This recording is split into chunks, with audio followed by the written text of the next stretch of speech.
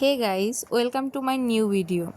তো আজকে আমরা চলে গিয়েছিলাম খুলনাতে কিছু দরকারে। শিববাড়িতে কাজ সারার পরে চলে গেলাম সন্ধ্যা বাজারে কিছু ছোট মাছ কেনার জন্য। তোমাদের দাদাভাই আগেই বড় মাছ কিনেছিল, তো আজকে আর বড় মাছ কিনবো না। সন্ধ্যা বাজারে উদ্দেশ্যে এই যে আমরা যাচ্ছি, দেখতেই পাচ্ছ। তো অনেক মাছ ছিল এখানে, চিংড়ি মাছ, আরও নাম না জানা অনেক মাছ, ইলিশ মাছ। আমি বেসিক্যালি মাছের নাম অত ভালো জানি না, এটা হাস্যকর হলেও সত্যি। এখানে ঘোরাঘুরি করছিলাম, মাছ দেখছিলাম। ও আগে আগে যাচ্ছিল, আমি ওর পিছে পিছে যাচ্ছিলাম।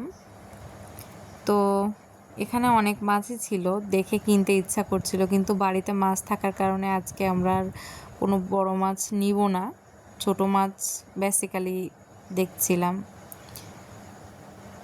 এই মাছগুলো দেখতে অনেক ভালো লাগছিল, অনেক মাছই ছিল। তো এখান থেকে আমরা বাইরের দিকে চলে গেলাম ছোট মাছ কেনার জন্য। ওখানে ছোট মাছ আসলে পছন্দ হলো না।